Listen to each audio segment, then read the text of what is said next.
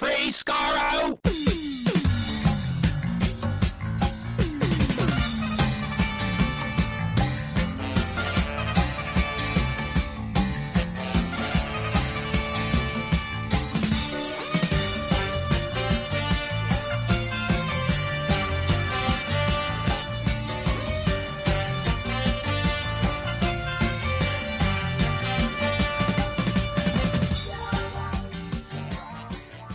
Hello, everyone. Welcome to Radio Free Skaro, episode number 931. I am Stephen in Edmonton. We're in Vancouver. And Chris in Edmonton. Welcome to November, the most jam-packed month of Doctor Who, with all of one brand new episode, full-length episode airing. It's still going to be the busiest month in Doctor Who history. For those of you in the UK, we'll get to that. Later on in this episode, we have a chat with Paul Booth, Joy Piedmont, Matt Hills, and Tansy Rayner Roberts of the new Doctor Who reader that's coming out November 16th, Adventures Across Space and Time. That's coming later on the show, but we have so much to talk about once again, so let's get right to it. Where do we start? Here's first off, just to completely subvert everything about this. There's a massive thing that we would normally lead off a show with on this podcast, and it's third last in our news list. All right, so we'll get to that. Where do we start? First off, we'll start with the thing that was announced most recently as of recording. There's going to be a colorized omnibus version of the Daleks, a 75-minute version airing November 23rd on BBC4. Crazy. Was this 75 minutes? 75 minutes with some new music. Not quite. I think Mark Ayres said on social media somewhere that he's sort of building on Tristram Carey's original score for the Daleks. But yeah, 75 minutes, edited by Benjamin Cook, Rich Tipple, Kieran Hyman, who we're going to have all three on the show, I imagine, at some point before this airs to talk about that, because it's fascinating. Are part of the people who involved. They've been working on this for a year, and that doesn't surprise me. And well, the fact that it never leaked out. Oh, that does surprise me. That's the part that I'm astounded by, that nobody flapped their gums about anything. But so does this mean it's taken away from the recolorization or from the colorization of Master Plan, or what? Well, has this diverted resources? What it did do, I understand that they've actually erased the original. You won't be able to see the original Dalek story ever again. Your DVDs will turn into dust if you try to watch the original Black. Your childhood is ruined somehow. It's gone. I've got my Peter Cushing copy, so I'm okay. Oh no, that'll be gone too. Sorry, there's only one Dalek color thing from the 60s. It's going to be this. So I hope they're going to rebrand this as the Mutants. No, it's not. Just to piss people off. It's not. Benjamin, No, Benjamin Cook actually said on Twitter explicitly saying, sorry, fans of quote-unquote the Mutants, we're calling this the Daleks, so at least good. It's good as Also, I'm all for them tightening it up. I remember being very bored about halfway through. The two episodes, the trek to the Dalek City. Like, there's a lot of screwing around on styrofoam rocks. What's going on here? Yeah. Quite literally. So, yeah, very intrigued by that. It's on BBC4. Boy, I hope it comes out somewhere outside of the UK. This is going to be a recurring theme. All right. So basically, everything we're talking about is only available to those in the UK or fans of piracy, because everything, well, most of everything dropped on iPlayer this past November 1st. Like all the episodes. I was told all this stuff that I'm about to relay, but for sake of clarity, I'll just talk as if it's the first person, as if I actually exactly. did this. But it's not like you can't see what iPlayer has. Exactly, right? Exactly. And I watched it. See that. I loaded it up on the night, so like, I don't know, what started like 1 a.m. probably UK time, so what was it, 5, 6 o'clock my time, and I was noticing, like, hitting refresh, and like all the episodes were sort of starting to fill in, like they started with, season 1, it just sort of like carried on throughout, so it took a good few hours for all the episodes to actually appear. all the episodes. There's that one blank there. Yeah, that's the first one's not there, of course, but It's okay. Ian Levine's looking into it. He's got it sorted out. Everyone. Fine. Don't Load off worry. my mind. Yeah, don't you worry. He's in there. He's infiltrated the tunnel. He's got like a bag of dust, trying to sort of like seeing how much that little Inca treasure will weigh, so we could just bloom and just take That's off. the point where you're going with this. Yeah, so that's where it is. So that's all there. But of course, no one outside of the UK can watch this legitimately. Also, fine.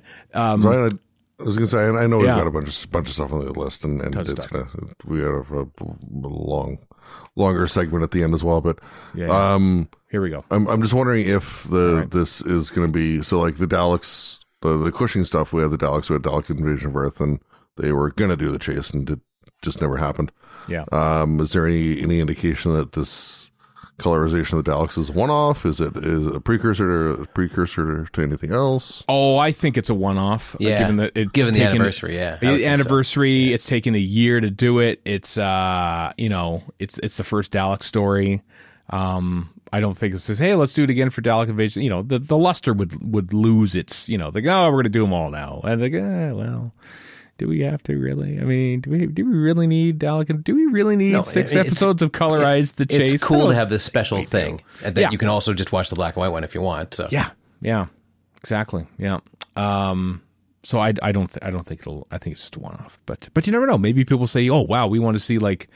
I was going to say Marco Polo, but no, that's tough. That's tough to colorize Marco Polo. They could do the chase and give Richard Martin another crack at it.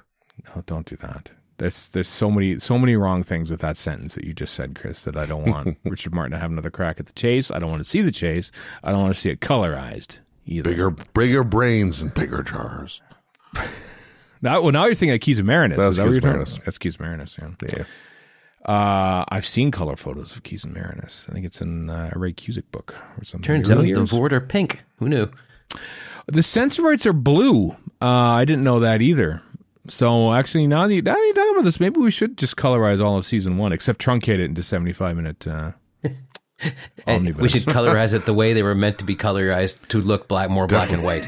Yeah, definitely want to see a 75-minute cut of Edge of Destruction.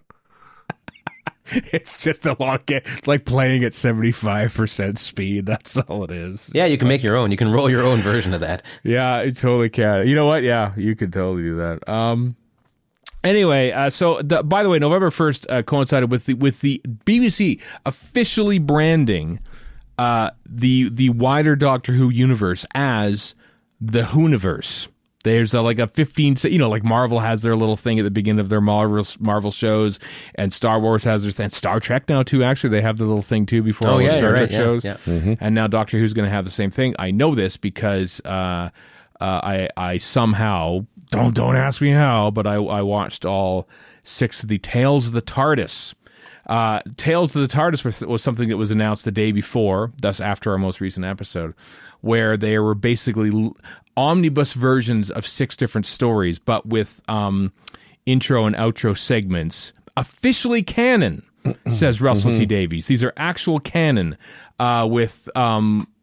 Fifth Doctor Tegan meeting up in what's called a memory TARDIS and sort of hashing about things. So I think we're supposed to remember things and everything, and then so they would go off and then the episode would start.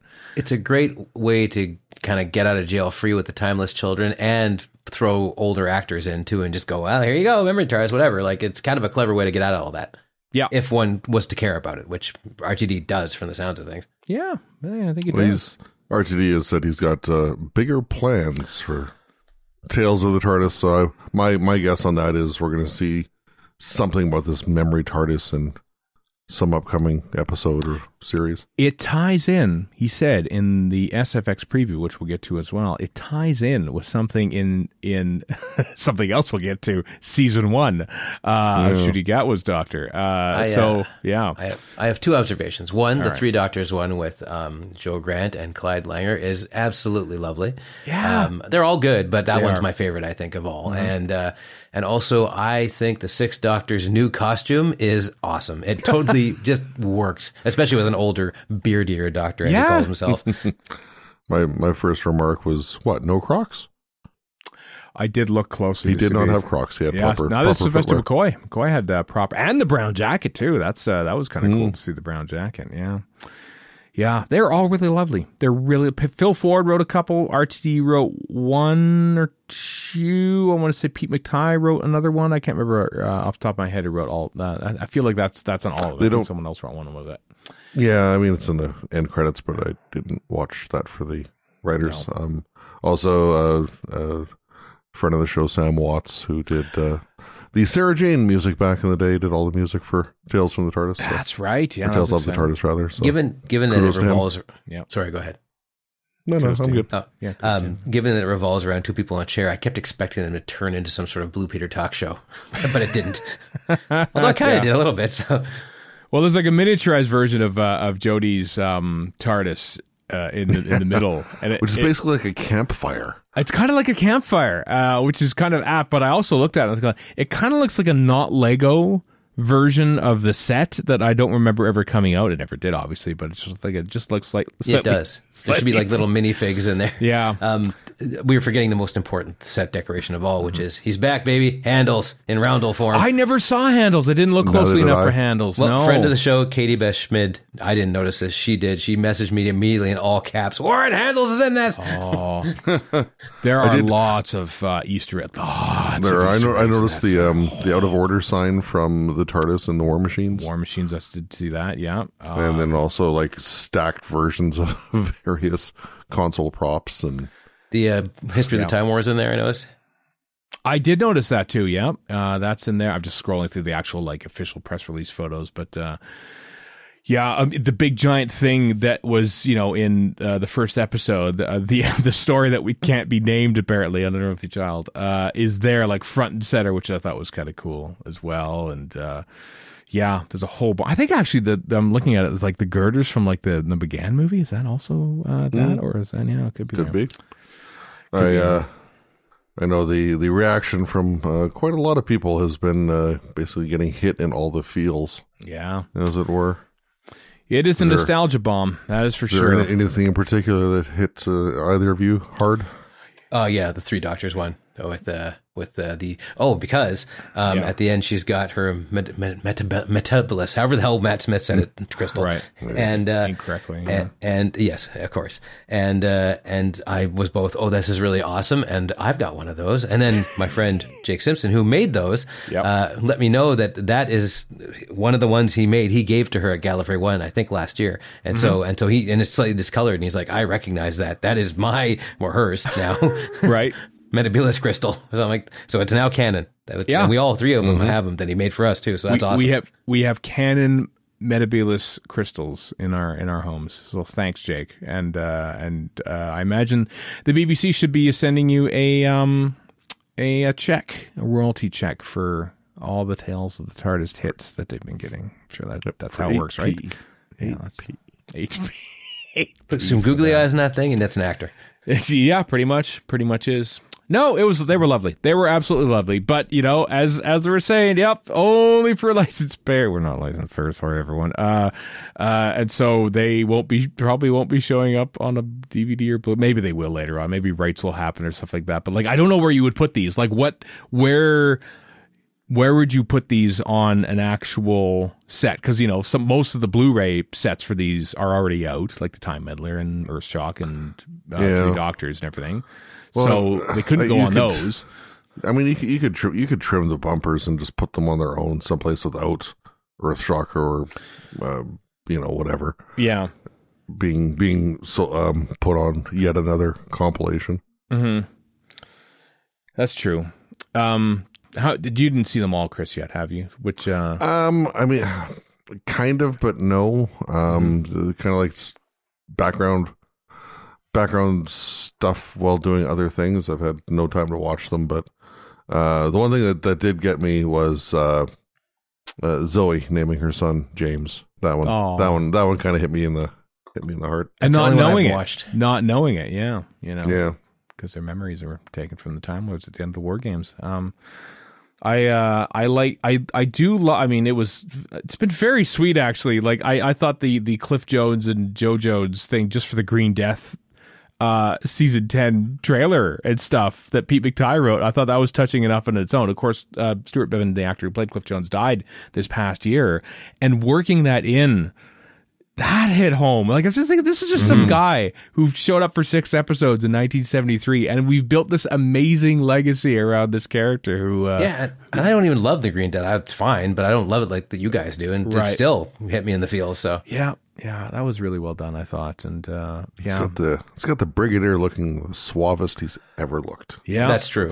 That's what I'll say about the Green Death. That's true. Adric, I mean, the Earthshock one, like, they have really done an amazing job of rehabilitating Adric, you know? And with absolutely zero explanation of how the hell Nyssa got back from Terminus, apparently Nyssa and Tegan being a thing, being a couple. That's now been made canonical. Oh, I totally missed that. There was the Sarah Jane what was it called? The Sarah Jane lockdown audio thing. Oh, that thing. Right, there was a mention of a lovely couple from Australia attending Sarah Jane's service, being Nyssa and Tegan.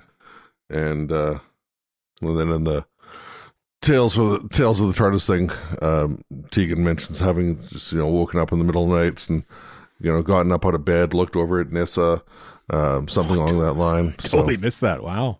Yeah. Well, so it has been made canonical that Tegan and Nyssa are an item, which is good because my headcanon has always been Nyssa and Adric were a thing, and then Tegan came along and stole her. Oh, that's probably what J&T wanted you to think. Watching Keeper Trucking, Excuse me, there's no hanky-panky in the TARDIS. No hanky-panky. Hey, they roomed together for how long in the TARDIS? Who knows what happened? Like the ship is like immense size. Like, it's literally infinite existence inside the TARDIS. Now you two got to share a room. It's just like, yeah, none of that made any sense. Interesting. Really? There's like a room down the hall. You can just, no, we're fine here. We're fine here, Doctor. Yeah. I was like Adric's crappy star map on his wall. Like, he had this amazing time machine and just the crappiest map that's not even accurate because his time machine just destroys any concept of it. At the risk of picking things apart, where did the Doctor get the gold star? There was another one. Maybe he had more than one? I don't know. Maybe he had piece by piece out of that Cyberman and he put it back together. Yeah, maybe he just made one. 3D printers. It's the TARDIS. Like, where did he get it's not quite the same gold star either. So just saying. No. Anyway, there was a gold star badge, pin, whatever, that was put on the market a few years ago. Maybe it's that one. I don't even know. Could be.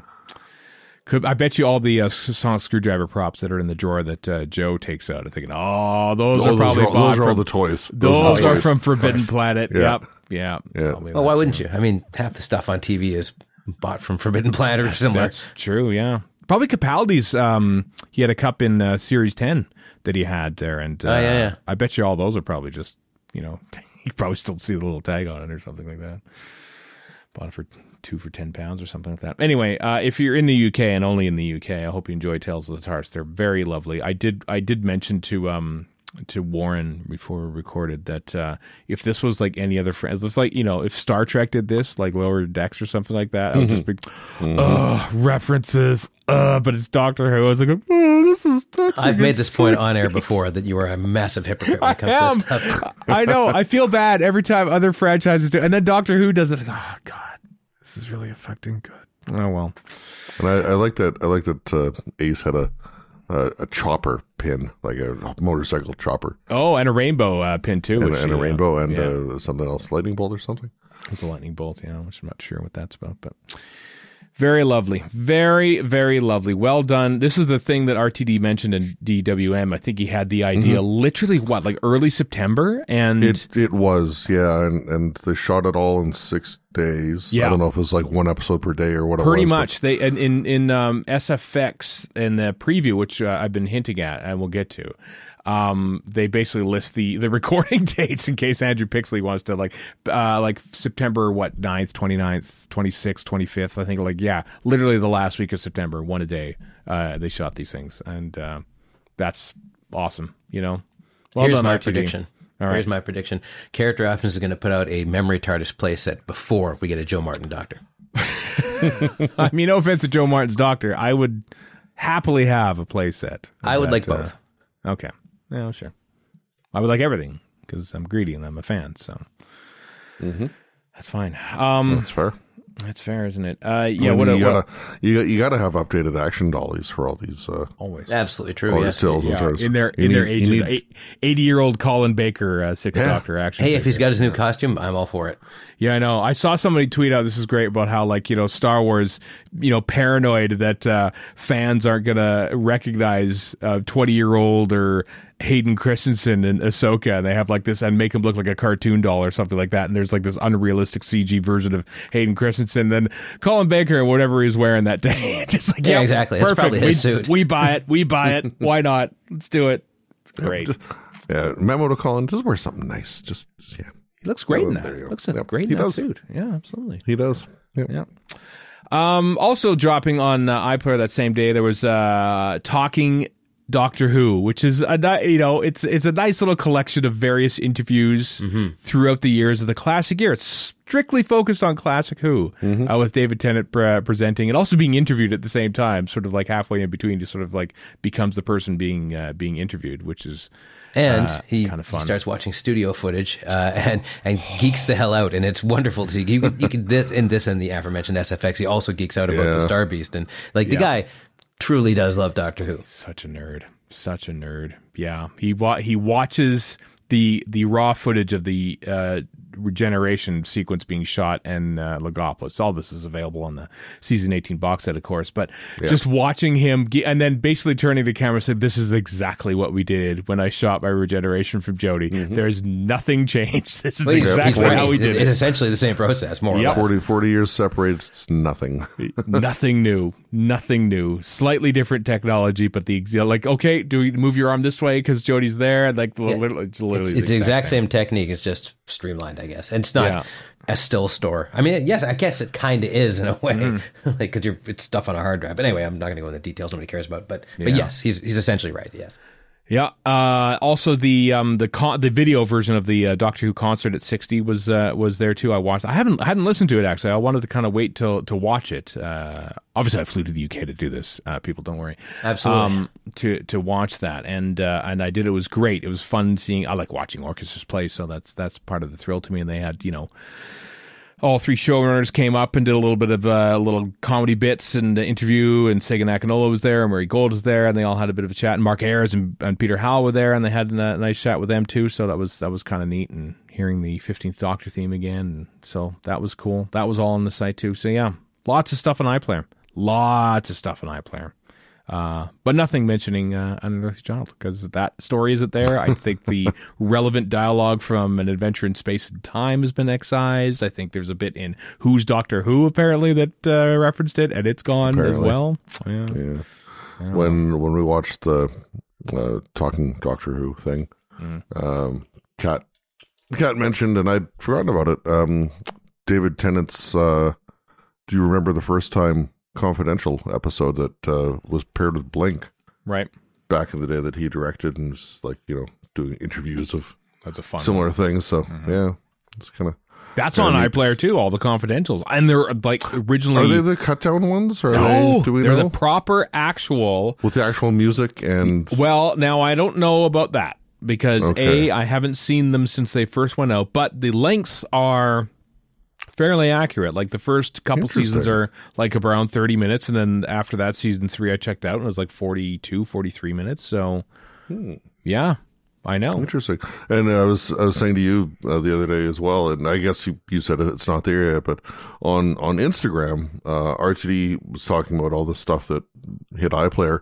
Yeah. And he even mentioned Totally Doctor Who, which apparently isn't yet there. Didn't see it there. Mind you, I have not checked since Wednesday, that being November 1st, to see if it was there. I am delaying until I can open it up, and I'm just looking. There's an episode guide on the CBBC. I don't see it. I don't see Totally Doctor Who. I see Doctor Who, Tales of the TARDIS, Talking Doctor Who, Music, Confidential, Dreamland, Sarah Adventures, and no, it's not there. Yeah, on the CBBC website, there's a episode guide, and so I click on one random episode. Right. It's like, last on Saturday, 30th June 2007. Sorry, this episode's not currently available. Stop! Totally Doctor Who erasure. This is obscene.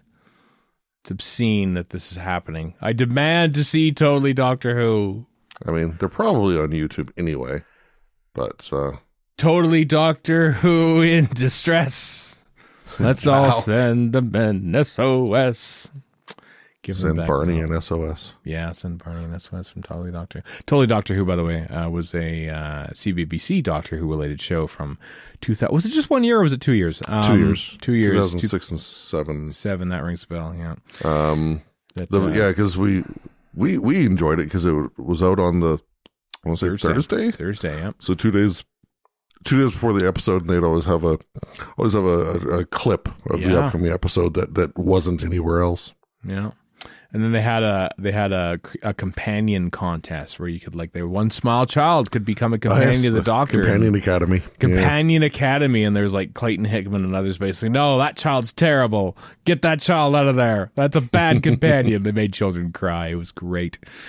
It's fantastic. Wow. So yeah. So why isn't it on there? I know you've given literally every single episode of Doctor Who, save the first 4 episodes, and all the missing ones aren't there. But where is that? Damn it. Where's my Totally Doctor Who? I demand it. Demand. I'm also kind of sad, actually, that I know that's on BritBox. The official Telesnap version of The Wheel in Space is on BritBox, but it's not on iPlayer. Sadly. No, but by the same token, I believe Unearthly Child is on BritBox as well, and not iPlayer. Sweet irony. Yeah. Different licensing agreements or timing of agreements or something, I'm sure is why, but it is odd. Yeah, oddly enough, too, the 2 Recon versions of the Crusade, because it wasn't animated for the Blu-ray, they aren't on iPlayer either. So, are the extant episodes on there? Or they are. Yeah, probably. Yeah. Oh, Yeah, 1 and 3 are there, but not 2 and 4. So, isn't that? I find that's interesting myself, but you may differ in your opinions of that.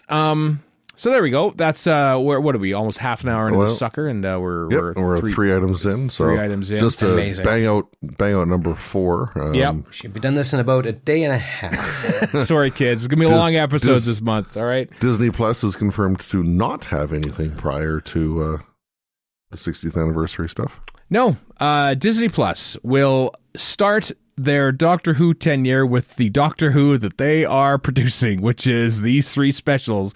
And then, as Russell T Davies mentions in the SFX Doctor Who preview, in the spring, when the new Ncuti Gatwa season begins, that's when the big push is going to happen when it comes to Disney Plus. So there was a Disney Plus trailer. There it is there's a big press release on the Disney Plus website. It's all there. All of us have been checking Disney Plus every single day to see if there's a Doctor Who element on there. No, there isn't, but it makes sense because to Disney, this being the 60th anniversary isn't that big a deal. But having this whole new series of a cool new show, new to people on Disney Plus, is a big deal. Mm-hmm. And I guess technically what has not been confirmed is that Disney Plus is behind the rebrand to being called Series 1. Season 1. Season 1 for Ncuti's first season. Yeah, Season 1. So people figure that it's Disney's influence that has brought this about, but there's nothing to confirm that. Nothing to confirm that. No, on iPlayer, iPlayer is apparently how we're calling it now. They list all the Doctor Who things, but not totally Doctor Who as we just went down. But there's Doctor Who 1963 to 1966, and then Doctor Who 2005 to 2022. Late side question. Sure. Torchwood's on there. Is Torchwood declassified on there? No, I don't see Torchwood declassified. So just the Torchwoods or Torches Wood. I don't know how it's plural. And they never made a companion thing like that for Sarah Jane. So they never did. No. Obviously, nothing like that'll be there, but hopefully they get. I mean, if they're going to put everything, put everything out there. God, we're hard to please. And we're not getting any of it anyway. So I mean, yeah, exactly. And I mean, strictly speaking, it's still back in the day, or there's the cut down episodes and whatever still out there. So Maybe later in the future they'll be at it, but not right now. Once all the people involved are dead, they don't have to be paid. That's, well, you never know. Or their estates. Anyway, so yeah, it's a kind of a big thing because everyone just sort of assumed, oh well, I can't wait to watch all of New Who on Disney Plus. We probably won't get the classic series, but we'll certainly get the modern series. And you know, as the year went along, from the announcement that Doctor Who is going to Disney Plus to it happening, it's like, the industry has kind of changed, and I feel like Disney Plus doesn't want to pay rights for stuff they don't have and didn't make, and so. And as it was getting closer, I'm thinking, I don't think it's going to happen, which is really unfortunate because here in Canada, Crave, formerly Bell, whatever they are, CTV Sci-Fi nonsense. Crave is the big streaming service, which usually gets all the HBO stuff and some other Canadian original things. They got rid of Doctor Who January 6th. In Canada, there has been nowhere to watch legally, or indeed, if you own the DVDs. If you don't. There's been nowhere to stream, I should say, modern Doctor Who. Nowhere. Yeah. It's gone. Hasn't been. And there's been BritBox for the old stuff, but yeah. But where is it? So if there's no deal with Disney, and if iPlayer's got everything taken care of, and Max, formerly HBO Max, is still the home for modern Who, which just feels like an afterthought now. Like, why is that even there? It feels strange to me. I don't know where Doctor Who will show up in Canada, like where, or other parts of the world. I don't know what other streaming services are out there that was airing it in the past in other countries. I have no idea where this is going. No idea. There's a whole section of there's a whole era of Doctor Who now that is like inaccessible. Well, from streaming. And if you're some sort of a completionist who wants to see that but hasn't yet seen it. Mm-hmm. There's no way to see it to like get caught up in advance of the Tennant specials and Gatwa's tenure.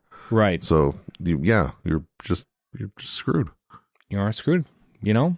And maybe that doesn't matter. Maybe the Tennant specials are so good at jumping on point that you do not need to see the previous 13 years of Doctor Who. There's no nostalgia or callbacks at all that we're aware of in the Tennant specials. None at all. I mean, okay, fine. There's buy it on iTunes, Amazon Prime, whatever. Yeah.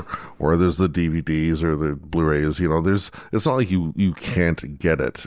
But I mean, there's a big difference between spending $8 or $10 a month on a streaming service and buying 15 years worth of physical media or digital media. It would make the most sense if Amazon bought the rights for this previous stuff, just because it would always be there, right? I mean, why not? Like that kind of makes the most sense for we're dumping all this other stuff somewhere. It's not going to be on Disney, so here it is. As well, they've got money to burn. Why not?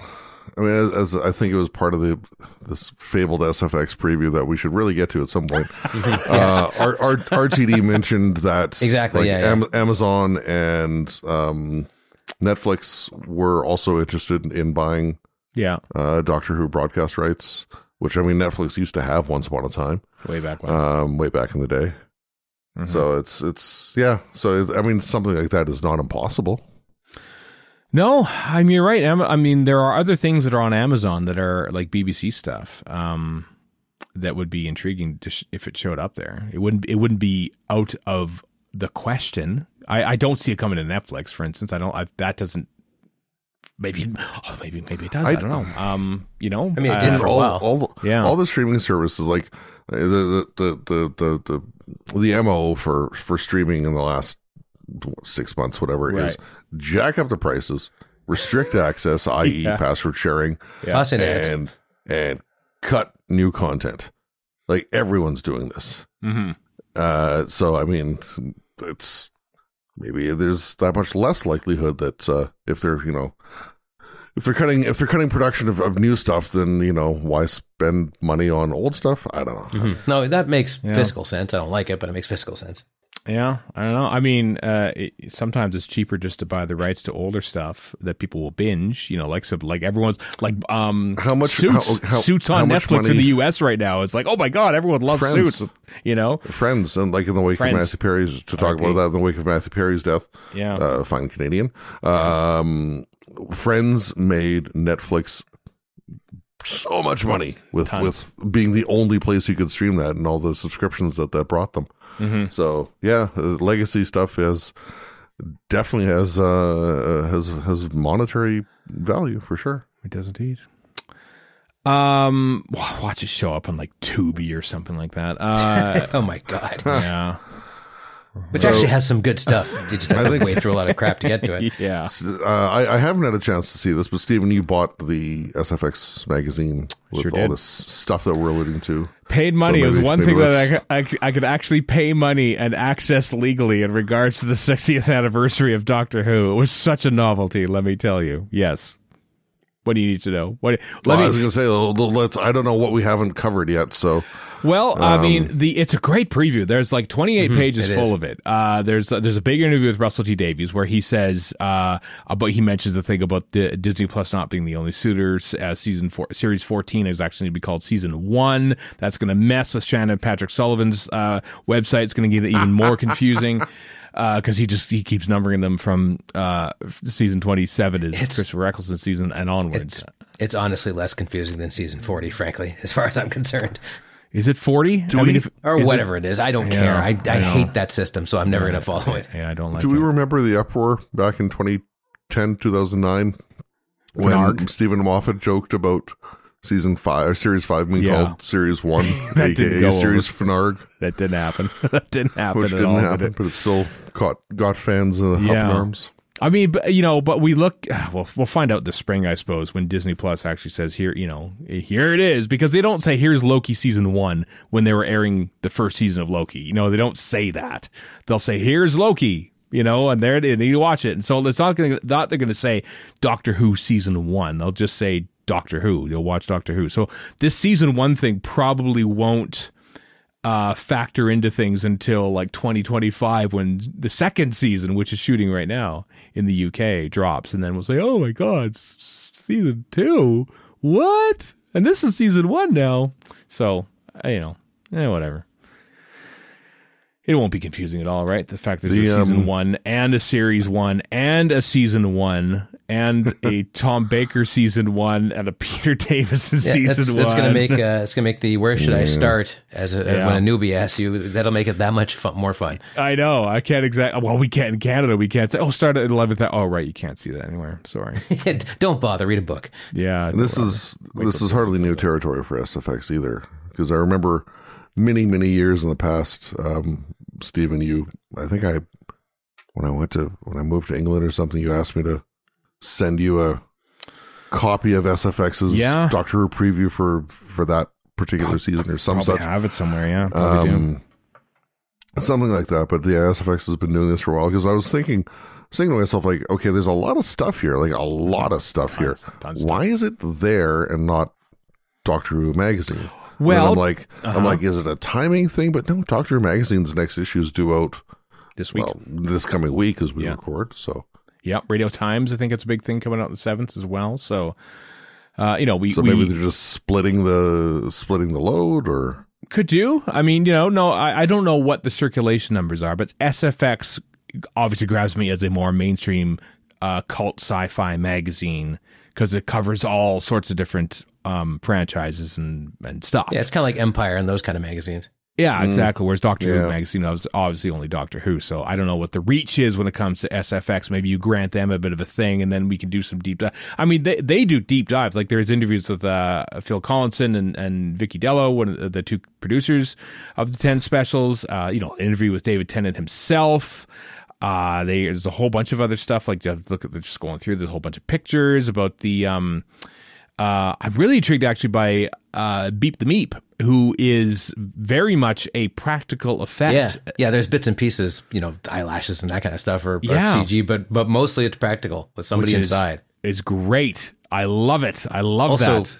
I love the David Tennant interview because he goes on about the Star Beast, the comic, and he just nerds the hell out more so than he did with the studio stuff. So such a nerd. He knew exactly what reading the script. He's like, oh my god, it's the Star Beast. Yeah. I can't find any current numbers for circulation, but SFX magazine, from what I can find for various years, right, looks like it's around 25,000-30,000. I got to tell you right now, as somebody who works in the press, circulation numbers are a convenient fiction, or at least they used to be. When like a lot of this was, how many times did somebody pick it up in a doctor's office? Let's say 4. Just pad numbers that way. I don't know how it works now because you can actually track this electronically. But back in the old days, like the 70s, it was largely screwing around, frankly. Yeah, I don't know what it is. Anyway, it was I bought it at a Pocket Mags, I think it was, where I got because I have a Pocket Mags. That's where I buy my Doctor Who magazines. I bought this. It was $5.45 Canadian for this magazine. It was worth it. It was a bunch of information. So buy magazines, people. He also went. RTD also went on to talk about no multi-doctor thing. He didn't feel multi-doctor thing's been done, and I kind of agree with him. Watch him Collinson talking about that, wasn't it? I think. It was Collinson. Collinson was talking about it. Phil Collinson was talking about it, but RTD was talking about about developing series 3 and 4. Yeah, that's true. Yep, season 3 and season 4. I don't think he said the name Shudigatwa in tandem with that, but that I don't know. So there rumors. There are rumors. Take for whatever it's worth that Gatwa's like 2 and done, but. Well, I don't know about that. I mean, we'll see. Yeah, it's. I mean, this also might be a thing when it comes out. But like they were saying that, I'm trying to remember what they were saying. Oh, yeah, it's about spinoffs. Is basically they're trying to find their groove when it comes to spinoffs. I thought of you when I read this. RTD did actually talk about spinoffs, and they're not. We had some in mind, but not the ones that are being reported in the press, which is interesting. I thought so.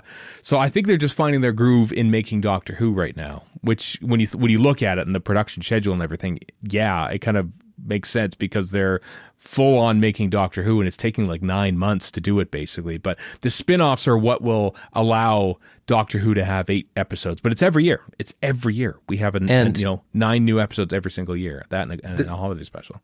This is the part that made me think of you. Is he actually said, "Yeah, when you look at," and he didn't name names, but you can tell he's talking about Star Wars and Marvel. These guys are stretching themselves a little thin. Yeah. We don't want to do that. I'm like, he's not wrong, frankly. No, he's not wrong at all. So good work on that. Yeah, because I remember when they first said, we're going to have Doctor Who, and then we're going to have 2 spin-offs every single year, and the Doctor Who, and then 2 more spin-offs. They go, no, we don't want that. No, you think that's fun and everything, but no, we don't want to have that. Also, I'm with them on No Multi-Doctor. We did that on the 50th. It doesn't make a lot of sense. Like, it makes sense on these big landmark. I mean, the 60th is still kind of cool, but it's not the same thing as the 50th. So just, you don't need it. And you've got 2 doctors anyway. They're just not going to be together probably.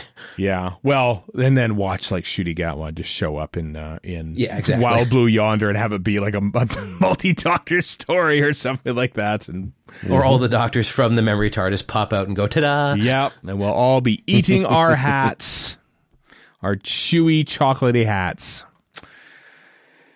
Anyway, get it. Links in the show notes if you want to get your own copy of the SFX Doctor Who preview. It's very good and full of information. And as I mentioned, the Radio Times one comes out on Tuesday, I believe. Doctor Who magazine. No details of that are out yet, but it comes out on Wednesday or Thursday, depending on where you are in the world. So it'll be a full episode already. Look at this. We're like 42 minutes into this episode. We have another 42-minute interview to go. We probably have another 40 minutes, so we won't take that long.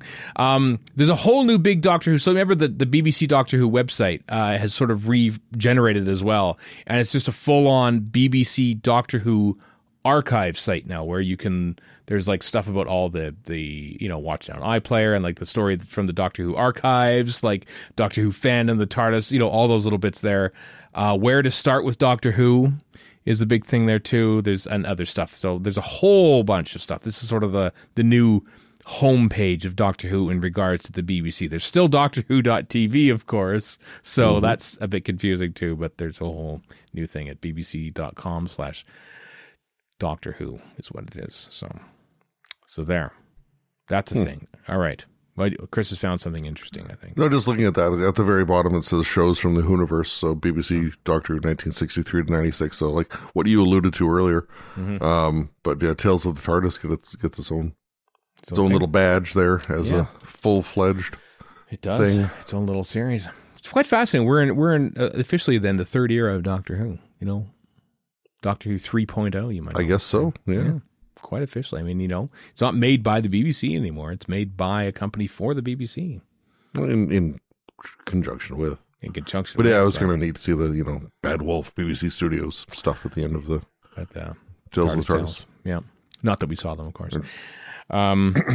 Anyway, hey, let's talk about some novelizations. The covers for the 3 Tennant special novelizations were revealed this past week. Also, even though the hard copy versions of these books will all come out in January, the ebook versions will come out within days of their broadcast. Star Beast drops on November 30th, and then December 7th for Wild Blue Yonder, and the 14th for The Giggle.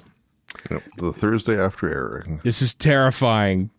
One of these things leak early. They are, and there's the what the Steelbox set is coming out the Monday after the Giggle airs. It's oh God, they're playing with fire. So much stuff is coming out. Steven, you don't read, so you'll never get to. That's true. That's a good point. Yeah. All right, you got me there. The Series 7 Blu-ray fiasco from back in the day where people got Blu-rays before the name of the Doctor was broadcast. Yeah. That was in America where that happened. It was. So, remember those days when we got stuff early in North America? So, they've done a pretty good job of, because as we were talking about before hitting record, blunder, that's probably the biggest blunder that could be made. Definitely the biggest one that has been made. Marcelo Camargo. I don't know. They're up there. Anyway, but we were also talking about things Rose as well. That Rose as well. Yeah. That's a big one too. Proud sure. Canadian moment. Yeah, should have an NFB film about it. Heritage moment. I think it is. We're also talking about times when fandom done good, like the Clara reveal from Asylum of the Daleks, and we didn't talk about it, but there's that trailer at Comic-Con, whatever year that was. For Day of the Doctor. For Day of the Doctor it was, yeah. Was it that? I've never seen that. For it. I looked everywhere. Yeah, it has never gotten out, a video version of that initial trailer at San Diego Comic-Con in July 2013. It's never gotten out. So as much as bad stuff happens, that's definitely the rarity for all this stuff. So, I mean, yeah, things could happen. You're right, but I think we'll probably be okay as far as. But on the chance that something does happen, so let's say the Giggle ebook leaks or something, would either of you actually read it? Oh if it made it into your inbox. No, I want it in paper form anyway. So yeah, Warren wouldn't read it just because of the format. Exactly. Yeah, I'm a snob. It's true. Yeah. Regardless of the fact the story would be like a new story. Yeah. Yeah. No, I would never read it. I would never do that. Yes, I'll Control F and type Celestial and see if I can find that within the text. Zing. You watched the Camargo stuff, right, Warren? I watched a couple of them. I watched the first two. I believe I watched Deep Breath and Into the Dalek, which I saw the explosion that isn't in the vinyl thing. And then you said you felt shame, didn't you? I mean, well, it's not so much shame as I guess a bit of that too, but also just kind of disappointed. Like it was a letdown to watch the final thing because I'd already seen it, right? So I didn't watch an inferior version of it. So. Well, yeah, because A, it was black and white, and B, there were no finished effects. So exactly, which was kind of cool in a way to see, but also only after the fact though, because that scarred my my impression of Sleep No More. I saw a very early copy of that. Right, the airing. It was like it wasn't Deep Breath. It was Into the Dalek and something else because But that was that Sleep No More was a legit screener though, wasn't it? It was a legit screener, and it was a complete, And now we have Doctor Who being made over a year before it's broadcast, so I'm hoping that won't be the case, but more on that later. Before we enter hour 3 of this podcast, I want to point out that Toby Hadoke was an official correspondent on BBC Newsnight this past week. He did a report on Surprise, Surprise, Doctor Who, sit down about Doctor Who being too political and everything like that, and throughout the history of the era. Like, he talked to people like Andrew Cartmel, who, of course, tried to take down Hitler with the Happiness Patrol. And, hey, listen... That's exactly what happened. 3 years afterwards, she was gone, so you tell me if that didn't work or not. You said Hitler, but you mispronounced Thatcher, or did you? Oh, I thought I said... Did I say Thatcher? Oh, maybe I didn't. No, you said Hitler. Oh, what a Freudian slip that was. Also, Stephen Moffat was there as well, which I thought he had some very good points about, Doctor Who leaning left or right or anything. Like, voting is a very binary thing. It's like you're boiling down your entire political spectrum to a choice between one thing and the other thing, and Doctor Who would never do that. So I thought that was a point in time thing as well. Yeah, not necessarily your normal philosophy. Yeah, that was on Twitter. They actually tweeted it out, so you could watch that. There's a link in the show note. You could watch the actual full 6.5 minute report. So that was lovely. You didn't have to resort to piracy for that. So that's good news. This is it. I'm just trying to look here. Not this coming week, but the next week. So here's a new segment for a temporary segment we've got on Radio Free Skaro. In that this week in Doctor Who, because a whole bunch of stuff were announced, but it's for stuff that's happening in a couple weeks' time, not this coming week. But we'll mention them now. And then we'll mention them again when it comes time to it being airing. Children in Need with apologies to Benjamin F. Elliott. Yeah, yeah. There's Children in Need skit is coming officially November 17th. Is it Friday before the 18th? Friday 17th November. Yep. There we go. I just lost track of what day of the week that was. There's going to be a proper actual special 14th Doctor skit, probably with Lenny Rush because he's one of the hosts, and Lenny Rush is one of the I see that. Who. Yeah. So I'm just a mere guess on my part, but a proper actual skit of the 14th Doctor is played by David Tennant. So that's cool. So we'll be talking about that in a couple weeks' time. Also, a whole bunch of radio documentaries were announced. BBC The Wilderness Years documentary is coming to BBC Radio 4 on November 19th. That is presented by Matthew Sweet, produced by Simon Hollis. BBC Radio Solent is a station that I had not heard of before today. But they have a Murray Gold Hitting the Right Note special, an hour-long special about the music of Doctor Who. That's on Doctor Who Day itself, the 23rd. BBC Radio Wales has a couple things. The Welsh Connection, a documentary about the Doctor Who's connection with Wales, of the history of the show. And then Doctor Who looks at, on BBC Radio Wales, looks at the history of music in the show. And then finally, Doctor Who, there's a Doctor Who edition of Bargain Hunt happening on November 23rd. Why isn't this top of the news list? Come on.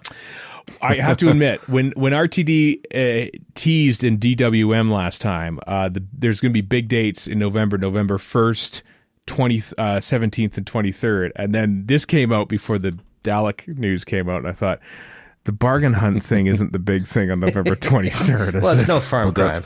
That is when it airs. Yeah, it's when it airs. So there's a thing in London today called Time Corridor. Today being Saturday as we record. Today being Saturday as we record. Celebration of Remembrance of the Daleks, basically. Mm-hmm. And some friend who was there and putting some pictures on Facebook and whatnot, took a picture of Matthew Sweet doing some BBC Radio 4 thing. So right. I'm wondering if it's part of this Wilderness Years or if it's something else. Or something else. Matthew does a lot of Doctor Who stuff, so we never, don't know. Yeah. You know? I tell you what, though, if you're flying on British Airways, you could probably watch a seatbelt video with Ncuti Gatwa. I think, isn't he in one of those? I think, like, just fasten your seatbelts. I'm Ncuti Gatwa. I'm the Doctor. So buckle up. Anyway, there's a dedicated in-flight entertainment channel to Doctor Who on British Airways. There is flights now. There is. Paul Heath from Ferris Project just flew back to London for a visit yesterday, the day before, and tweeted a picture of or put on Facebook, wherever he put it, Facebook, whatever, put a picture of the Doctor Who thing on the BA flight. Did he now? It's live. Can you imagine marathoning Warriors Gate as you fly? What was the selection, I wonder? Like Warriors Gate. Time flights in there, I'm sure. All the ones involving airplanes. That would be great. Feel great. Oh, by the way, you've been sucked into a time corridor by a racist Asian stereotype 75 million years ago. Have fun watching Time Flight. I'm pretty sure that's not there. Pretty sure they didn't choose Time Flight for their... But I bet you Unearthly Child is on the British Airways site. It's everywhere but iPlayer. Probably is. It's everywhere but iPlayer. That would be hilarious. Don't know. Haven't seen. Anyway, it's live there. So enjoy your flight, everyone. Watch Doctor Who. It'll pause when they do the announcements that you should be buckling your seatbelt. But anyway, here is the news that we hinted at an hour and a half ago that would have let off. But no offense to Gallifrey One, but Doctor Who, it's Doctor Who's 60th anniversary. There's a ton of stuff to get through. Billie Piper, out of all this, after all the week that we had, Billie Piper is returning to Gallifrey One. Hooray! This coming February. Yeah, Billie Piper was there in, 2014? 2014. 2014. 10 years ago that Billie Piper was at Gallifrey One. She's going to be there again. So that's awesome news. Billie Piper's great. Everyone loves Rose Tyler, and so that'll be fun for people to see Billie Piper at Gallifrey One. So there we go. That's exciting too. That would just sort of dropped on like a Thursday afternoon or something. By the way, here's Billie Piper coming to Gallifrey One. So tickets still available to Gallifrey One, which is happening as I look at this 103 days from now. So. Mm-hmm. Yep, 102 by the time this episode comes out. Billie Piper's going to be there. There'll be other stuff coming soon, including many more guest announcements throughout the next couple months. So stay tuned to GallifreyOne.com. And indeed, this podcast, the official podcast of Gallifrey One, I should add, for news about that. A couple last things finally before our lovely chat about Adventures Across Space and Time. Big Finish, the last day audio begins in December of 2023 with Sophie Aldred, Sylvester McCoy, and Edward Peel, who is Kane in Dragonfire. It's going to be there. Towering over the other two in the publicity photo. Yeah, although they are small, to be fair. They're very small. Yeah, Edward Kane's probably like 6 feet tall, maybe. Edward Peel. Also, this is kind of cool. There is an audio sequel, a musical sequel. I know you have musicals, but an audio musical sequel to the greatest show in the galaxy. It is called Children of the Circus. It's put on by there's a whole host of people from the actual original greatest show in the galaxy. Christopher Guard. Sometimes I get the guards mixed up. Dominic Guard was his brother, who was in Terminus. Christopher Guard as Bellboy wrote most of the songs, if not all of them, for this whole thing. He also wrote a song or two back in the day when they were making this, and they actually made like a music video and stuff with Mark Ayers and everything. It was kind of cool. But there's a whole host of people who were in the original version of Greatest Show in the Galaxy, and there's cameos from a lot of like Rico Ross, Jessica Martin, Chris Jury, all those people that were in it also are parts in it. It's available for pre-order right now. It's called Children of the Circus, based on Doctor Who's The Greatest Show in the Galaxy by Stephen Wyatt. So, Children of the Circus, brand new original musical play. Links in the show notes to get your copy of that. December 14th. December 14th. There we go. Thankfully, my birthday. So hint, don't get this for me because I like Greatest Show in the Galaxy. No offense. Edward Peel is 6'3". 6'3". Wow. All right then. Well, okay. All right. Lots of news, kids. Lots of news this month. But hey, this is also exciting. After the break, talk to the authors of a new Doctor Who reader called Adventures Across Space and Time.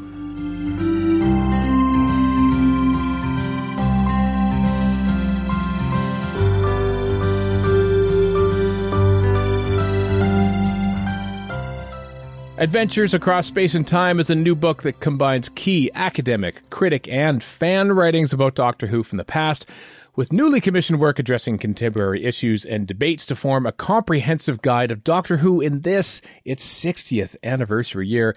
And I'm joined by all the volume editors, all four of them, the key players responsible for bringing this book to fruition. First, it's Professor of Communication at DePaul University, Paul Booth. Hello, Paul. Hi, Stephen. It's great to be back on Radio Free Skaro. Great to have you back. First time on Radio Free Skaro, Professor of Fandom Studies at Huddersfield University, UK. It's Matt Hills. Hello, Matt. Hi, Stephen. Librarian and freelance writer and co-producer of the Reality Bomb podcast is Joy Piedmont. Hello, Joy.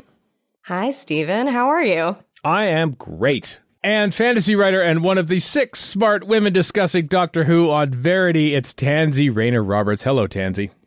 Hi, Stephen. I'm back from my wilderness year. This is exactly. This is your time off. It's now you're making your unofficial return to the Doctor Who podcasting world. I am. And look, you've got me. Yep, exactly. At 6 a.m. we got you. And all it took was a 6 a.m. Saturday phone call. Yep. Yeah. Exactly. So all it took was an email. That's how ready I am to come back to podcasting. Ready to go at the drop of a hat. This thing didn't happen at the drop of a hat. It took many years of fruition. Paul and Matt, you were both sort of responsible. This had the idea for 2013 is when you first had the idea for this book? Yeah, it emerged, I think, out of a conversation that Matt and I were having. And I can't remember where we were Was it a particular academic conference, was it? I think it might have been SCMS, which is a kind of academic conference for media studies. And it was the 50th anniversary, and we were talking, we should put something together. We never worked together on anything at that point. We said, we should put something together for the 50th anniversary. And here it is, folks, 10 years later, fresh for the 60th. But yeah, that was kind of the idea. We both were like, I think we're trying to find the same article, or we were like investigating something that, and finding it difficult to get our hands on some of those early kind of readings about Doctor Who. And we're like, well, if someone should do it, it might as well be us. And was it always going to be a mix of kind of sort of influential and classic stuff and new stuff? Or were we just thinking originally, we should pull things that have been published together so they're more accessible? I think originally it was just going to be a reader. I think it was just going to be old stuff. And then I think we quickly realized we would need new stuff to update it. And then we also knew that we needed other people to work on this with us, because we were, two academics from, different sides of the Atlantic, but still pretty kind of same-minded. We're gonna be drawing from the same pool of things. So we needed editors with their own expertise and their own areas of interest. And so we reached out to Joy and Tansy to see if they'd join us. Yeah, how did you come to be involved there, Tansy? Literally, it was an email. I like to be asked to do things, which is probably not something I should be admitting, because, you never know what kind of offers you might get. But yeah, this was really interesting to me. I've always been interested in big Doctor Who books, the behind the scenes stuff, people talking about it. My teen years included an addiction to Doctor Who magazine.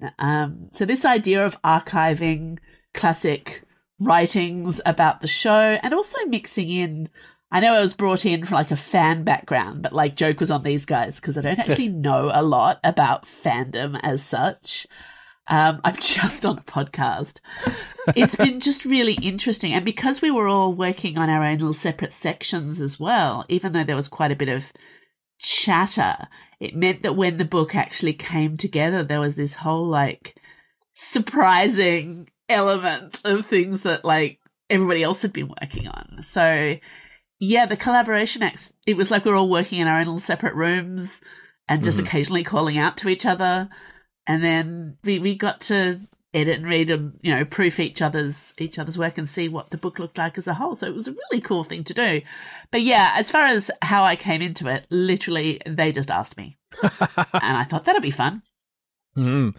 Well, Joy, what about you? How did you come to be involved with the book? Well, it was through Paul, who I think you brought this up, Paul, in just like a random phone call we had. Yeah, it was like it was a COVID call, I think. Yeah, we were doing some COVID calls. We were, and I feel like it was early-ish in the pandemic still, or like the early-ish days, because I remember it being around spring, and feeling really stressed because I was doing a lot of Zoom teaching and then also training other teachers to teach via Zoom. So things were kind of hectic. And you mentioned that you were going to be working on this book. And I remember my first reaction being, oh, I can't do more work. And just like this really weary reaction. Yeah, not the reaction I was anticipating, but maybe the one I deserved. No, I mean, I feel really bad thinking back on it now because I'm so grateful to have been involved. And I'm glad that you gave me some time and space to just kind of like mull it over. Because I did eventually say that, yes, I would be involved. And I largely felt so comfortable doing so because I know you're such a great collaborator. Paul and I worked together doing the TARDIS talks at Gallifrey One. So I just knew this would be a good project to work on because you were involved. Well, I knew that this would be a good project if you were involved in it. So I'm really glad that you said yes.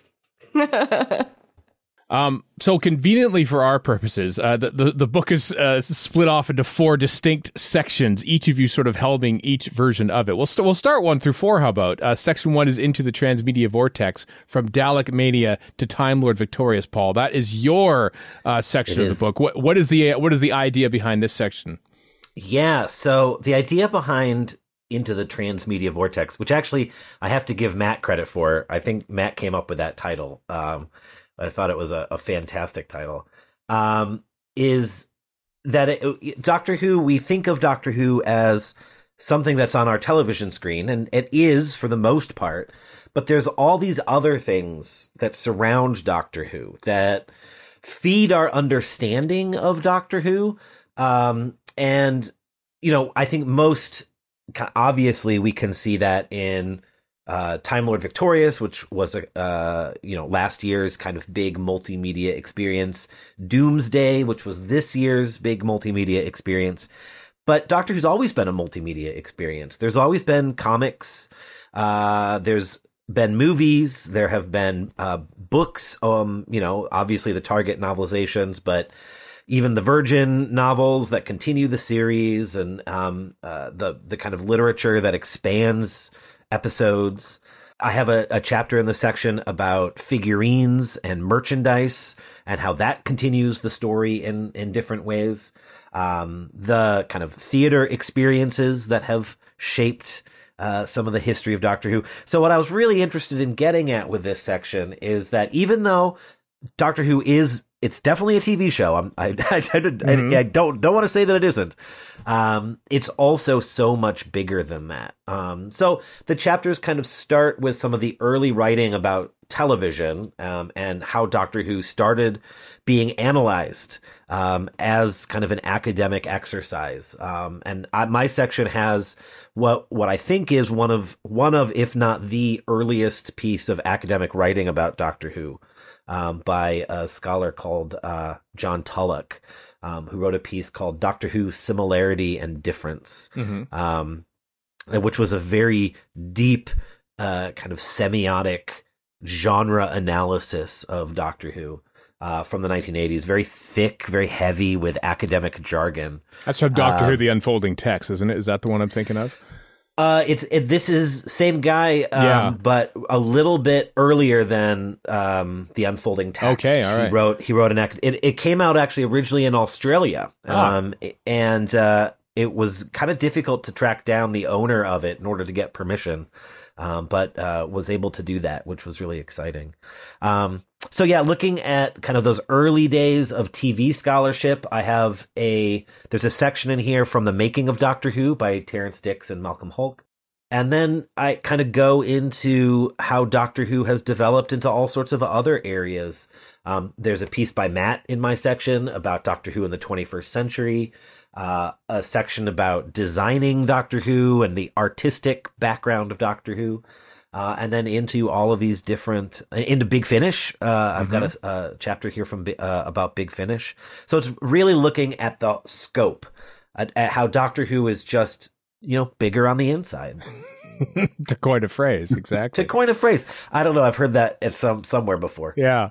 Well, section 2 is called Studying Doctor Who's Audience and Fans. Matt, that is your section. What was your idea behind coming up with stuff for this one? So, obviously the idea of a Doctor Who reader, reader is really a sort of academic kind of term for a collection of classic readings. So it's kind of like if you were doing a seminar on Doctor Who, what would you need to know? What would you need to have read? Is the sort of concept. So in terms of the stuff in my section that was kind of reprints, I really wanted to focus on what were the classic academic pieces that started to look at fandom, but I didn't want to restrict myself to academic work on fandom if possible, hence studying audiences and fans. Wanted to at least try, and it's more difficult because there's a lot more work on fandom than there is on non-fans or other kinds of audiences. But I wanted to at least, try to bring in that variety in terms of, readings and the reception of the program over time as well. John Tulloch, that name again, some years later, in the mid-90s, published with Henry Jenkins a really important book called Science Fiction Audiences, watching Doctor Who and Star Trek. And basically, Henry's bits were all the kind of Star Trek fans and audiences, and John Tulloch's bits were audience data, kind of audience interviews. And he did stuff with various fan clubs as well. And he interviewed some kind of senior figures in the Doctor Who Appreciation Society as well. So I sort of started really with an extract from Science Fiction Audiences. And there's a concept that kind of became quite significant in early fan studies and has been argued against quite strongly, and the whole rise of showrunner fans and seemingly almost everybody working on the show being a fan themselves across all sorts of production roles. It's a concept that's really been unpicked, but it's the idea of the powerless elite. That fans were this sort of elite audience who did know about continuity or the history of the show, and you know, and behind the scenes kind of knowledge, and trying to reconstruct and construct all of that stuff. Yet they were just a drop in the ocean compared to, you know, the mass audience and ratings. And it was that mass audience and the big ratings that were really important to the show and to producers. So fans were this kind of special type of audience, specialists, really, specialists, a special group who therefore might think of themselves as an elite in a certain way, or might be construed in that way. Yet that didn't mean that they had any particular power to influence the show, and if anything, you know, might be sort of ranting and railing against developments.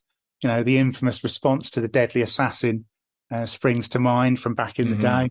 So hence this idea of a powerless elite. And so I wanted to kind of really kind of look at an extract that kind of focused on that concept.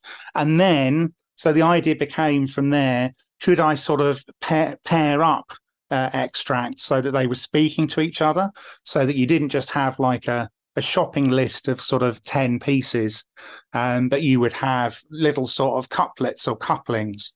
So I started with the Science Fiction Audiences, and then had a really great piece, Keeping the Elite Powerless, which kind of revisited this idea by Leora Hadass and Lemore Schiffman, but applied it to New Who.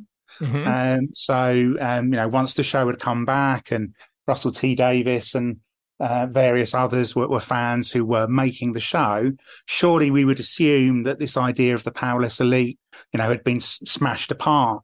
But it's a really interesting kind of article that looks at how fans online, you know, in the first couple of years when the show is back, 2005 and 2006-ish, in certain ways kind of put themselves back in that kind of position of, well, we don't want the show to kind of become lots of sort of fan wank, or we don't want it to all be continuity that will frighten off the mass audience. You know, we're enjoying it being a huge kind of mainstream hit, and we don't want to lose, you know, that newfound kind of cultural omnipresence.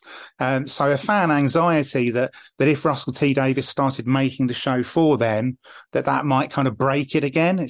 And kind of that's all related to the history of the show and the cancellation and the so-called wilderness years and all of that, of course.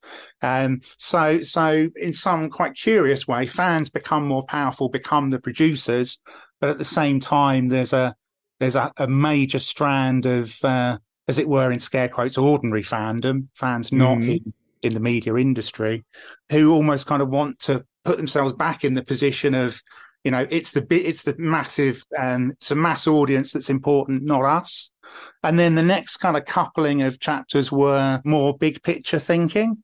So a brilliant piece from a certain Paul Booth. It's a good get. It's a good get. Yeah. I don't know how you got him, but it was a good one. Yeah. Very promising young scholar, Paul Booth, doing this impressive work. He's just breaking through.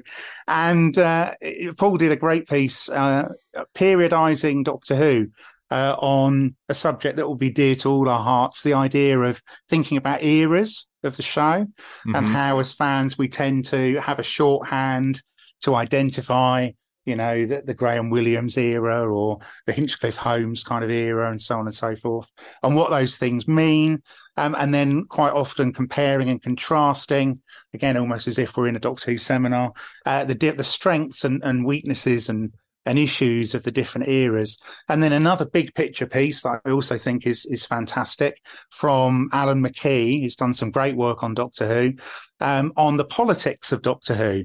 So we kind of maybe assume that Doctor Who has certain politics, but Alan McKee, and this is based on interviews with fans at conventions, just did this great piece where he kind of asked people what they thought the politics of Doctor Who were. And of course, there are fans of Doctor Who, as we'd also be aware, who have all sorts of different politics. His argument is we almost project our own politics onto the text in certain ways. It seemed to be another classic. So a really important strand is feminist work, academic work on Doctor Who. So there's also a pairing of pieces that speak to each other, which take, in slightly different ways, feminist approaches to Doctor Who audiences, particularly to Doctor Who fandom.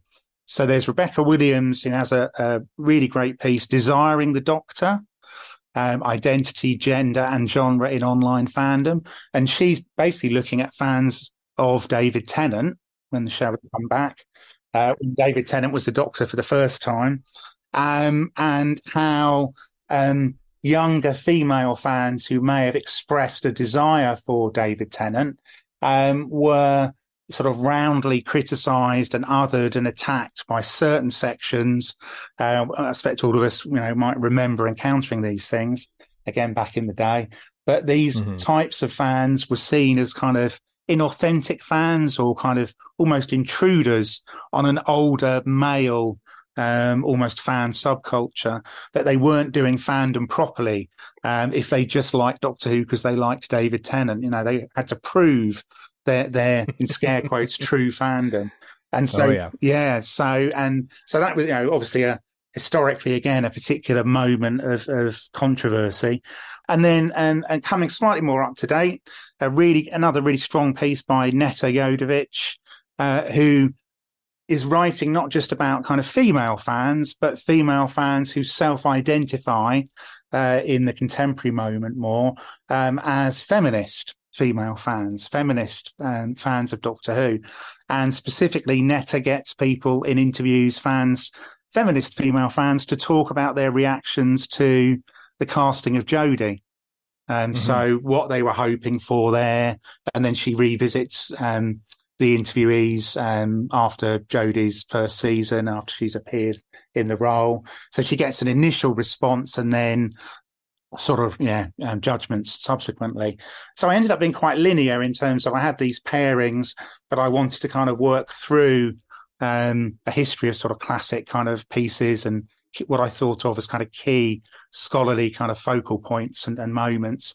And then at the end of the section are the new pieces. A piece on fans as consumers, a really nice piece given the authors' backgrounds, Alison Lawson and David Lawson.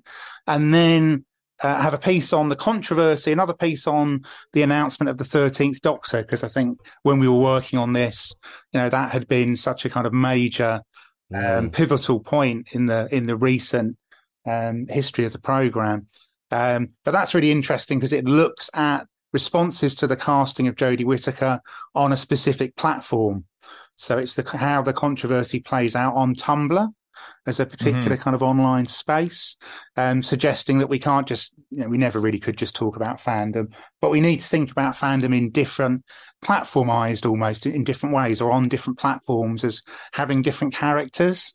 But so Alice de Freitas Gomez and Pollyanna Inacio Resende Silva have this really great piece where they look at how was Jodie's casting controversial? And it wasn't in the ways that they expected or that we might expect. And then a piece on podcasts. I was really keen in my section. There's been a lot of academic work on podcasting, and I wanted to have something on audiences and fans in relation to podcasting.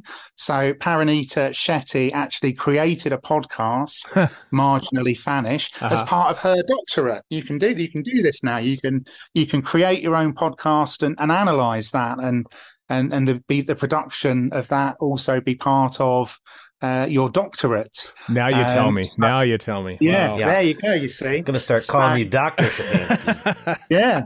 So Paranita does a really good piece on fan podcasts and their educational kind of qualities, how they can get fans to kind of confront other readings or different fan understandings and put those things not in the kind of conflict of some online spaces, but put different readings of the show and the politics of those into dialogue. In the frame of a podcast. So podcast as alternative sites of intersectional education is the title of that. And anyone interested in not only Doctor Who, but podcasting might be the audience for this very show. And then finally, I managed to get the sort of non-fans in that I'd wanted to all along, but it really ended up being a much smaller kind of part of this section. So casual fans and non-fans in flux in relation to the event that was Flux. The reception of Once Upon Time and Doctor Who's return to serialization by Dominique Gagnon.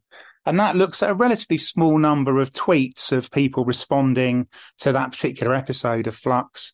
But it makes a really interesting argument about how, as fans, we still worry about the not we. And so there was this, again, given the history of what's happened to the show, it's understandable, but there was this sense of, oh God, is the serialization of Flux going to turn off the not we? Are people going to kind of stick with Doctor Who in this serialized kind of mode, or are they going to find it too complicated, or not going to stick with it and follow it?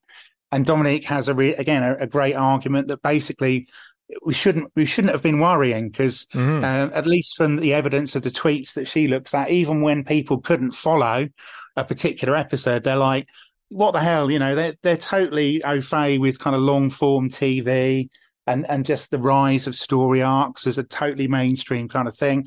So in these kind of responses, the audiences are like, yeah, okay, this is a bit of a muddle at the moment.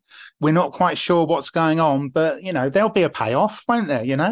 It'll make sense at the end. We'll stick with it. And the not we were fine with things that as fans, people were starting to worry about. Is this going to turn off the casual viewership? And it was a small numerical amount of data, but still raises some interesting points that maybe sometimes our fan anxieties are out of alignment with, developments in TV and in what audiences are au fait with, and we're still worrying about things, that happened in the 80s, really, or the end of the 80s. It's amazing, isn't it? I was just thinking about how, Star Trek and Star Wars sort of began as sort of larger, wider audience things, and then became more niche, perhaps because of the fans' devotion to it. That if you were to watch, Ahsoka or something, you would have to have properly watched 5 seasons of a cartoon, 4 seasons of another cartoon, maybe played a video game, maybe read a thing. It is entirely fanish, where it started out. It didn't start out that way. Doctor Who sort of, we're so worried about anyone not liking Doctor Who to like Doctor Who that we're so terrified that if we reference Alpha Centauri from The Curse of Peladon, that people aren't going to like the show again. I almost like the fan anxiety of this show is what keeps it going and what keeps it fresh and accessible. It's certainly energizing. Yeah. It can be tiring, but I agree. It has a certain kind of energetics to it, for sure. We the powerless elite are so terrified of actually being given the reins of the show that we don't want it. And I feel like only the best possible fan and good TV producers like Russell T Davies and Stephen Moffat and Chris Chibnall are allowed to run the show now. You have to have both. You have to have both powers under your belt. Absolutely. Well, Section 3 is Doctor Who fandom in the 21st century. Joy, that's your bailiwick. What was your thought making with that section? One of the things that Paul and I talked about, and again, just in conversations that we have in our friendship and had been having over some time, I feel like maybe starting in 2018, 2019, was the split we were starting to see in fandom being generational. And then also during COVID, I was really seeing a split in fandom in terms of geographic area, that fans in the UK seem to be responding and interacting with the show in really different ways from fans in the US, and et cetera, et cetera. So I was really curious to explore the ways in which modern fandom was shaped not only by the show coming back in 2005. So this show right now is a part of so many people's childhoods. I did an interview with the organizers of Gallifrey Cabaret, highly recommend, in England. Mm-hmm. And they talked about growing up watching the show as little youngins and having it be such a huge part of their identity formation. And they're adults now. They're full-grown adults who grew up watching modern Doctor Who. Right. And so, right, this is kind of blowing my mind. And it's a thing Paul and I talked about a lot. And so we really wanted to make a section devoted to this generation of fans, not only because of the ways in which the modern show shapes like their fandom, but also the way the internet has, and just the changing way that we all interact with media in general. I think I'm most proud in this section. There are some essays from people who are from non-Western countries. Mm-hmm. And so it's really, really great to be able to get the perspective of fans for whom, BBC Doctor Who is not necessarily super accessible. Yeah, like you have one called Translating Doctor Who into Chinese, fan subbing and Doctor Who fandom in China. Like that is an element. Like, recently we saw pictures of a Doctor Who panel that was at Worldcon, which is in Chengdu in China this past October, and it kind of blew my mind because it's just, I'm used to seeing fan conventions from, let's face it, North America and from the UK. Mm-hmm. And that's my only exposure to these things. You never really see photos of people from other parts of the world actually liking Doctor Who, right? Right, exactly. And when you read this essay, which I hope everyone will, because they're going to get this book and immediately read this essay or immediately read my section because it's great. But this essay is fascinating. It's by Ting Guo. And when you see the amount of work that goes into just translating an episode into Chinese so that there can be Chinese subtitles for people who want to watch Doctor Who, I mean, the level of commitment is astounding. And that's just so people can watch it together. And then you see, right, like, that it's super easy, right, for me to fire up Netflix and just binge watch the whole show, and these people are having to translate the show themselves as they watch it. It's really remarkable. There's also another interesting one, post-colonial Doctor Who, from Through Colored Eyes, an alternative viewing of post-colonial transition, which is like I've taken to like the Mutants is one that I think I have appraised differently now that I know more about post-colonial, Western world seeing, and even Colony in Space actually, and how they're covering off indigenous populations. I think I've learned a lot more since I first watched that show compared to what I know now. I mean, what was the thought process behind that essay? So Vanessa DeCawe, and I hope I'm pronouncing her name correctly, this essay actually comes from Doctor Who and Race. Paul, yeah. I hope I'm getting it right. That is, Doctor Who and Race, edited by Lindy Orthia, I believe. Yes. And that was published in 2013. So it predates our book around by 10 years. But I love this piece in the book because, for me, I think that one of the ways that I wanted to focus Section 3 was in how fans now are really much more comfortable just casually, right? Just in our Twitter conversations, for better or worse. But we talk about the show through the lens of identity. And so I think it's really common for folks to just say, well, I don't really think that the racial identity politics in this worked, or et cetera, et cetera. And, this essay, 10 years prior to now takes a much more academic view, but I think that it's a really good example of the way that Doctor Who can stand up to this kind of really serious reading. And I also just love the fact that it takes the Ark as its subject. Because, I mean, what better story than the Ark to me? Because, I mean, it's, you know, literally them coming in and, you know, Dodo's cold kind of just messes up a lot. Right. But I think it's such a beautiful essay. And it's unfortunately just a piece of the entire work. But I hope it does give people a sense of the way that you can really break down a story like the Ark, which maybe a lot of people don't actually think about too often. I mean, certainly if you've never seen Classic Who, I doubt you've ever thought about the Ark in your life. But I think it's really great work, and I'm so happy that we got to include it, which I can thank Paul for, because he handled many of the rights clearances, actually all of the rights clearances. What I love about including work like Vanessa's in here is I hope it encourages folks to go and read things that they may not have encountered before. Like, I don't know if many people know about the book Doctor Who and Race. Like, it was a small publication that came out 10 years ago, and it wasn't like promoted by the BBC or anything, you know? But yet it has a ton of incredibly insightful, interesting essays that really dive into so many issues that we talk about today about Doctor Who. It was really ahead of its time. And it's this whole volume has all of these kind of older pieces that still resonate and still have important meaning for people. And even though they're short, I hope it encourages folks to go find these other books and these other places where these articles are, and kind of read more about Doctor Who. Yeah, I like to think of the essays as very snackable. Ooh, that's good. Yeah, that's a good word right? for it. Because it is really hard. I mean, I think I love Doctor Who and Race. I think it's a great book. It's highly academic work. It's dense writing.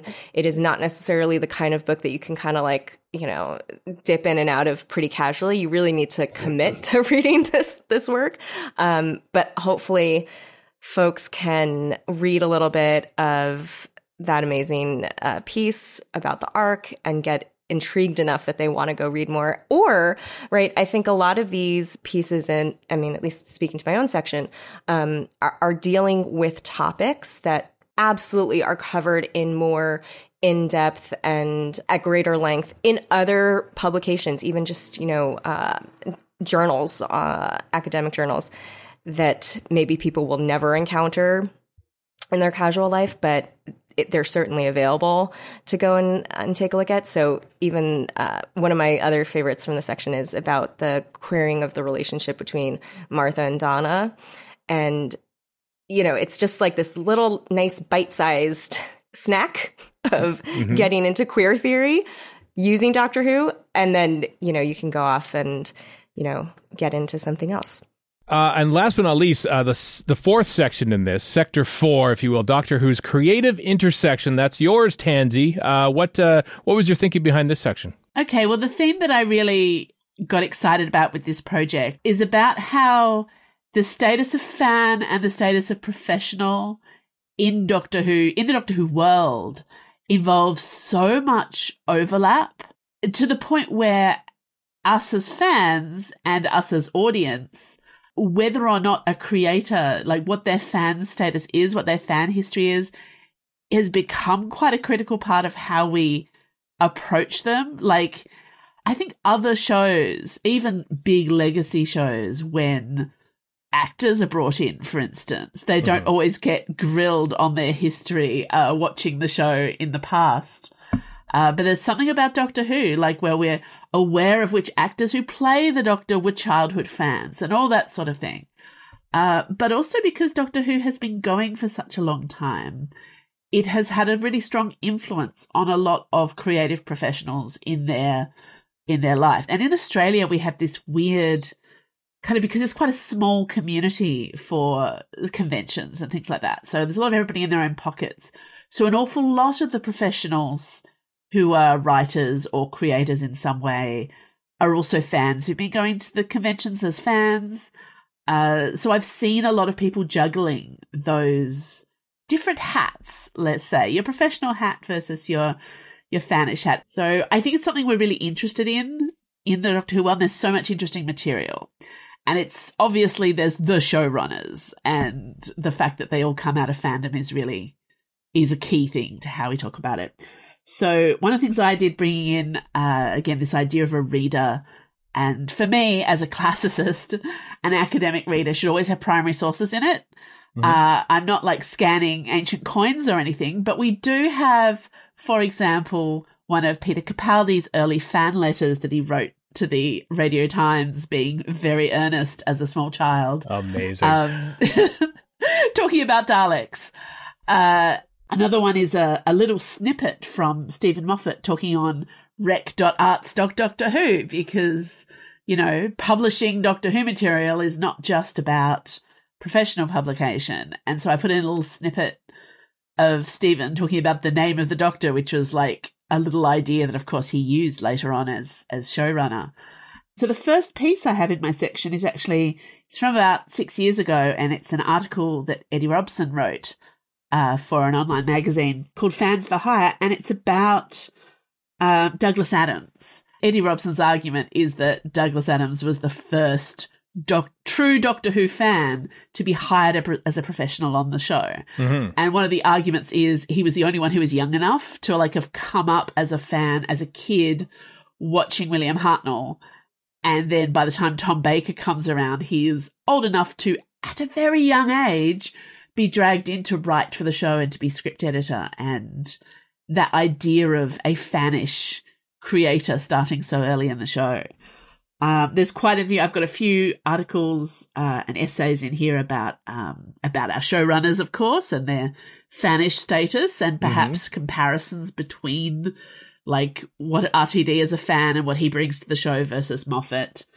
All that stuff is in there. But there are other aspects too that are talked about. There's some pieces from online writings about the Wilderness Years and Kate Orman as a representative of the New Adventures, you know, fans coming in and writing for what was at the time very much the show's canon and the show's continuance.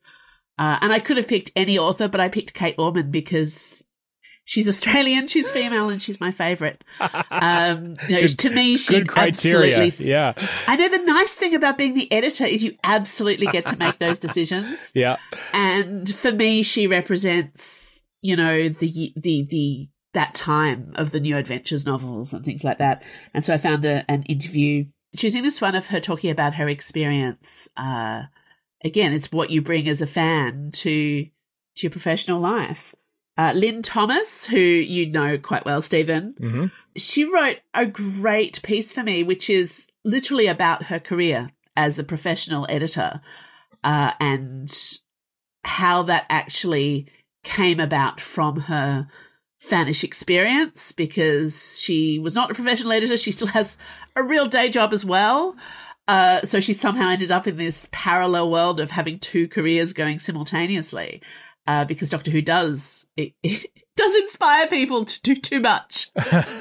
Let's face it. But she also talks about her family history with Michael and Caitlin, and it's really personal because, of course, with Doctor Who fandom, the personal and the professional is always overlapping. Mm. So what I do have as well was a blog post I'd hunted down by Mary Robinette Kowal, which is literally about how she sneaks versions of the Doctor into all her books. Which honestly I just wanted recorded for all time. It's a small piece, but I think it's representative of this sense. Like, I know so many professional writers, for instance, who are Doctor Who fans, and their history with the show informs their writing. It informs some of their career choices. There's also a piece about by Claudia Berlin about quite a negative experience that she had as a fan being brought into a professional space at Doctor Who magazine, and how what she was and what she wasn't allowed to criticise, particularly about, say, the Moffat era of the show, was incredibly constraining for her. And I thought that was a really important piece too, because a book like this shouldn't just be about how much we love the show. Though, of course, you know, we do. There's also this sense of how things can be difficult. And I think the spaces where fans and professionals overlap often do create difficult. So that's what I was aiming to get at with my lovely collation of previously published work. It was exciting to find stuff that fit the theme that had been out there already, and getting to commission new essays was delightful, and very academic pieces too. So mine is a real mix, because while I do have an academic brain, I'm also very much into the easy reading side of things, so mine mixes things up. And I think that's something that the book does as a whole. There's a lot of quite serious, crunchy academic thought pieces with lots of citations and lots of the serious stuff that absolutely would be very useful in the university context for referring to when people are working on their own theses on Doctor Who. Well, it's an excellent reader. Adventures Across Space and Time from Bloomsbury Publishing. Pre-ordering now, available November 16th. Paul Booth, Matt Hills, Joy Piedmont, and Tansy Rayner Roberts. Thank you very much. Thank you so much. Thank you. Thank you. Thank you so much. Really fun. Thank you, folks, and thank you, dear listeners, for your indulgence into this extra long episode of Doctor Who Radio Free Skaro. We have no feature plan next week, so watch that be the week where everything dries up. It won't be. There seems to be something new getting announced every single day, it seems, and we'll have the Radio Times and Doctor Who magazine previews to cover next week as well. So, yep, it's a full month of Doctor Who here, kids, as the 60th anniversary rolls on for us here. So until next time, I am Stephen in Edmonton, Warren in Vancouver, and Chris in Edmonton. So long for now.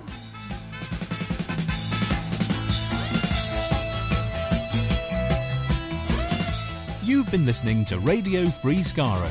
Find us online at radiofreeskaro.com. Follow us on Twitter and Tumblr at Radio Free Skaro. Subscribe to us on iTunes and donate to the show at patreon.com/Radio Free Skaro. Thank you.